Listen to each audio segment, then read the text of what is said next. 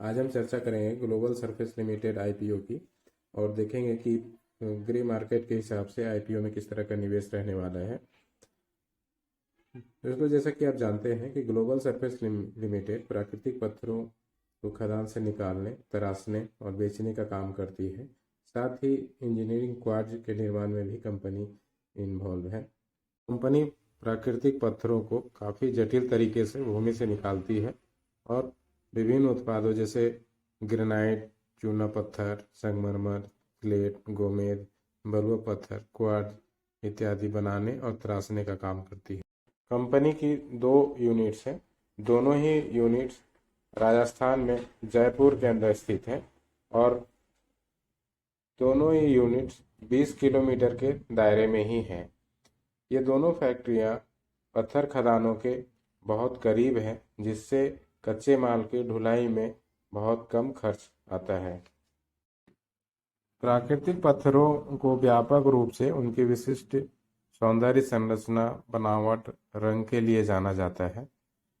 क्योंकि कोई भी पत्थर एक समान नहीं होते, इसलिए कंपटीशन की भावना मार्केट में स्वतः ही समाप्त हो जाती है।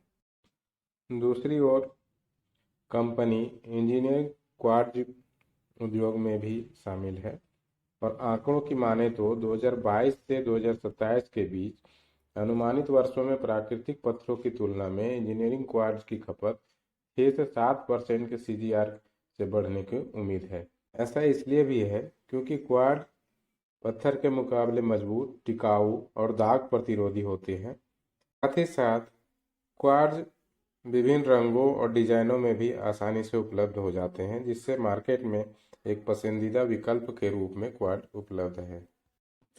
कंपनी के उत्पाद वाणिज्यिक और आवासीय दोनों के लिए उपयोगी है। अपने प्रोडक्ट को भारत में बेचने के अलावा विदेशों में भी एक्सपोर्ट करती है। ये दुबई और संयुक्त अरब अमीरात में भी एक्सपोर्ट करती है अपने प्रोडक्ट।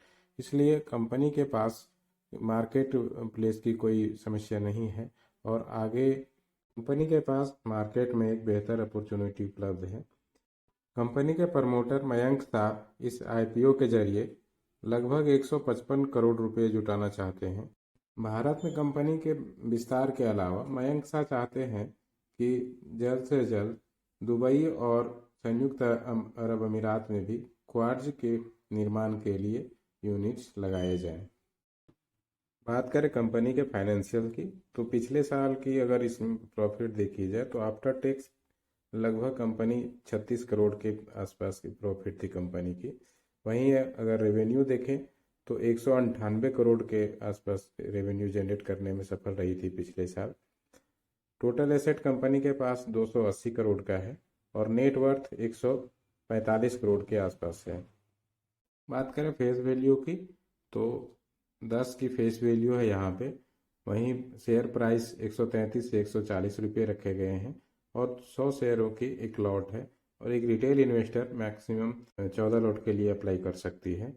वहीं 1,10,70,000 शेयरों के जरिए कंपनी 155 करोड़ लगभग जुटाना चाहती है। अब हम बात कर लेते हैं कि आईपीओ में इन्वेस्ट करें या ना करें। तो देखिए, अभी तक यहाँ जो ग्रे मार्केट की रिपोर्ट कह रही है वो 25% एक्स्ट्रा सब्सक्रिप्शन के साथ 175 रुपये तक खुलने की उम्मीद है। लेकिन चूँकि ये एस्टिमेटेड होता है तो ये गारंटी नहीं कहा जा सकता कि ये ऊपर खुलेगा ही। लेकिन कंपनी का ओवरऑल परफॉर्मेंस और पिछले को अगर क्वार्टर की फाइनेंशियल रिपोर्ट अगर देखी जाए तो थोड़ी वैल्यूएशन महंगी ज़रूर है, लेकिन अगर लॉन्ग टर्म के व्यू से हम इन्वेस्ट करें तो कंपनी आने वाले दिनों में अच्छा रिटर्न दे सकती है।